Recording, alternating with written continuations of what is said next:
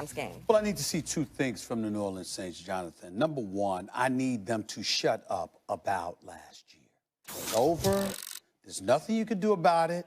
It's the sport of football. You're on your home turf. And you know why I want them. And I don't, and you know, I'm going to say that I'm saying that about the team, but I need to be careful because there's very few people that I admire more than Drew Brees. I got a lot of love for that brother. You know what I'm saying? I'm really talking about Sean Payton, even though he didn't say much yet this week about it. But the way he made an absolute spectacle of himself in the aftermath of all of that, dragging on for months at a time and, you know, going at the league office and all of this other stuff. Mistakes happen, that's number one. Number two, why did it come down to that? You were on your home turf in the Super Bowl. What the hell did you do needing to come back in the waning minutes on your home turf with a Super Bowl berth on the line? Maybe if you had handled your business and had the lead instead of operating from a deficit, the pass interference that never was by Roby Coleman wouldn't have mattered that much. And why do I bring that up now?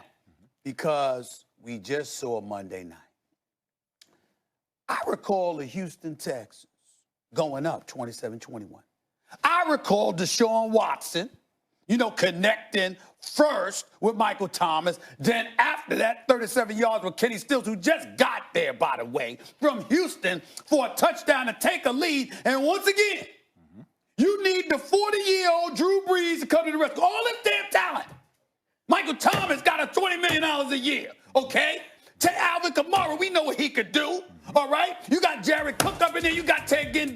You got Sean Payton, who's supposed to be boy genius, as a head coach on the offensive side of the ball. And somehow, some way, here we come, needing the heroics of Drew Brees at the last minute yet again. Can I get some defense, New Orleans? Can I get somebody to put the clamps on an opposing offense so we're not looking at the 40-year-old Drew Brees, who's been looking to retire for the last couple of years? Or he just wants the Super Bowl. If Drew Brees had a Super Bowl last year, he wouldn't be here right now, I believe. If he had a Super Bowl 2 years ago, he wouldn't be here right now, I believe. I think he would have been done. He's playing because he wants another chip and he knows he has a shot. And damn it, Sean Payton and his defense continue to lean on his senior citizen self in football ballers to come to the rescue. Go ahead, Jonathan. No, it's Max's turn. Go ahead, Max. I'm sorry. I'm going to enjoy this. I'm just saying. I mean, come on. He's 40 years old. We good with the delay? Yeah. Hey, Go look. ahead, Max. Look, I totally agree with you about Sean Payton, especially since it was a terrible missed call. Everyone knows it. But how come Sean Payton, no one ever brings up the missed call on the other end of the field that benefited the Saints? Like, what did they talk? Yes, this was even a higher leverage moment. That was also a bad missed call and a very high leverage moment. Just shut up about it already. I totally agree with you about that. What I am looking for in this game is Todd Gurley. Before Saquon Barkley, you know, took the world by storm. You know, you look at the upper echelon running backs in football. Gurley, Ezekiel Elliott, and because Elliott was in a better situation, he was oftentimes compared favorably to Todd Gurley earlier in their careers, a couple years ago. You can look at McCaffrey, you can look at Kamara, all these guys. To my mind, when everyone's perfectly healthy, there's Saquon and then there's Gurley. Like if there was no Saquon Barkley, I'd be like, Gurley is really the best overall guy. Guys, Gurley hasn't looked the same now in a minute. And I know they're trying to manage his workload and all those things, and whether they say it's because of the present or into the future because they have him locked up long term to with a big guaranteed money. If Gurley is not that same elite dynamic back who can be your bell cow and also catch passes out of the backfield, do all the things that he's done just about as well as you can do them, then this offense is not quite the same. Like, let's not forget Aaron Donald, everybody on the defense, I get it. But early last season, we were like, yo, the Rams are a little different than everyone else. It was that unbelievable dynamic offense. Gurley is a huge part of that. That's what I'm looking for. Are the Rams still the Rams? I want to see if Todd Gurley's still Todd Gurley.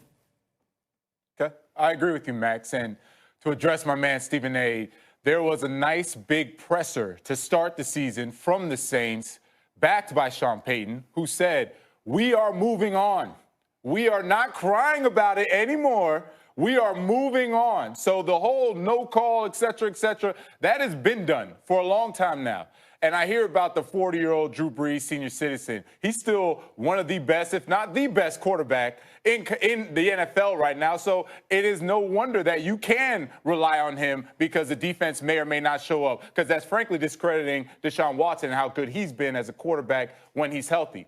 Now, going to this game, Saints versus Rams, the biggest thing that we need to worry about are not the quarterbacks, not Todd Gurley, is who is going to replace Ndamukong Suh on that defensive line for the Rams, because he's the reason that the Saints couldn't run the ball last year in the NFC Championship game. He's the reason that Aaron Donald was able to get off and create havoc and get 2.5 tackles for loss and sacks, etc. He's the reason that Aaron Donald would see one-on-one coverage, because if you had 2 linemen on Aaron Donald, it left 1 on Ndamukong Suh, and that's a mismatch.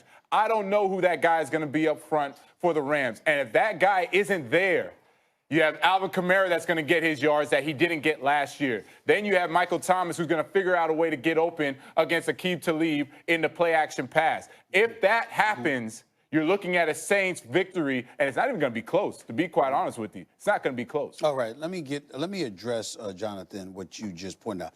First of all, I'm not letting you get away with those slick comments you just dropped in there. You ain't getting away with that not on this show.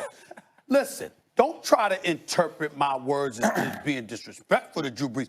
Drew Brees is a bad brother. I love Drew Brees, one of the elite quarterbacks this game has ever seen. I'm not saying anything negative about Drew Brees. What I'm saying is, damn, he's 40. It's football, for crying out loud. Can somebody else step up and relieve this brother? Why is he always having to come to the rescue for the Saints in games that count down the wire? How come y'all can't stop anybody? That's what I'm talking about, Jonathan. So, and you know that's what I'm talking about. Is Deshaun Watson not one of the best young quarterbacks? Brother. He's a bad brother. Is DeAndre Hopkins not one of the best wide receivers in the game? Yes, he is. Okay. Yes, he is. Yes, he is. All right. And by the way, even with Lamar Miller down, what they got from Duke Johnson and other candidates, running back spot is impressive. I get it. Or was it just that they were playing the Saints, who religiously have problems year after year after year defensively? And you know what I'm talking about here. I'm not talking about when you were there winning a Super Bowl in 2009. Talking about since. It's been a decade, damn it. This defense repeatedly, don't get me wrong, I'm not saying that they haven't had good defenses. I'm saying, damn, every time a game counts, don't you find it, Jonathan, Max, don't y'all find it a tad bit odd that every time there's a big game that comes with New Orleans, somehow, some way, Drew Brees has to drive you down the field in a deficit because the defense couldn't hold? That's my point. Could you do something? Well, except that one of the things that off the 40-year-old dude? One of the things that that distinguished the Saints for me last season from some of the other high-powered offenses like the Chiefs, for instance, was the Saints were good against the run. For a dynamic offense, I actually, like the defense was good. At least certainly against the run. I want to get back to Jonathan's point, though, about Ndamukong Suh. To me, that actually highlights the running backs again. Because on one side of the ball, there's Gurley and what I mentioned. On the other side of the ball, there's Kamara, who without Mark Ingram, it's like, wait, is he now a bell cow kind of back, right? When you talk about the best backs in the league, Saquon, Gurley when he's healthy, Le'Veon Bell when last seen, right, over the course of a season, Ezekiel Elliott, obviously. These guys, you give them the feed them, and they can carry your offense. Kamara without Mark Ingram, it's like, okay, let's see what they do with him. No, he kind of had the same workload. He's not really built that way physically. And so even on the other side of the ball, it's not like, well, not having Ndamukong Suh, now they're more susceptible to Kamara. You can chip him on the line, you can do some things. But I think it really actually highlights the running backs on both sides of the ball. Is Gurley still the dynamic back we've known in the last several years? Can Kamara handle kind of a heavier workload and really enter the discussion among the best backs in the game, like overall, including workload? I don't know. To me, that's what I'm looking for. Answer it, man. Well, you have Latavius Murray that's going to help out with the workload for Alvin Kamara. So Alvin Kamara has always been phenomenal at getting about 10 to 15 touches at the running back position, and then 10 to 15 touches as a receiver coming out of the backfield or lining up in the slot, whatever you want to call it. Latavius Murray is now the new Mark Ingram. Is he as good as Mark Ingram? To be determined. We'll see how the stats play out, but that's the guy that's going to handle being that quote-unquote bell cow or avoiding Alvin Kamara being the bell cow. And now talking about the defense for the Yes, Saints and how they yes. keep giving it up. Steven, Yes. they're playing good teams. They're playing good quarterbacks. They're playing top-notch wide receivers. What do you expect from these games? You're talking about, whoa. We're talking about NFC Championship games. What did you expect the Rams to do? Lay down? You expected Goff to just say, okay, that's not going to happen? Of course they're going to fight. Of course they're going to play hard. No, you're talking about good teams. Every time you said there are good teams and they have to come back. Drew Brees has to help them out. That's right. You need your quarterback to help you out when you play against other really good teams. That's not what I'm saying. Ladies and gentlemen, Jonathan Vilma and I go back to when this brother was with the Jets crying out loud. We've talked for many years. And there were times where I recall you telling me years ago, at some point in time, it's about the responsibility of that defense. We can't always put a quarterback in a position where he's got to come to the rescue. I'm not talking about doing your job. Don't bring up stuff from 10 years ago. You're not allowed to bring up those facts. I'm not bringing up stats. That's a good point. I'm only addressing the point of coming to the rescue. I'm not saying nobody has to do a job. Drew Brees is the quarterback. He got to do his job. I'm talking about coming to the rescue. Instead of having a lead, holding on to a lead that he gives you, Sheldon Rankin and these boys, Lattimore and these cats, you got cats, Cameron Jordan, you got cats on the defensive side of the ball. Can Drew Brees have a lead and be comfortable with it? Can he sit on the bench with a lead and know that the defense gonna hold? It's gonna happen. It's gonna happen Sunday. So now you're basically asking the defense to step up and show up. How about that? And they will. How about that? And they will.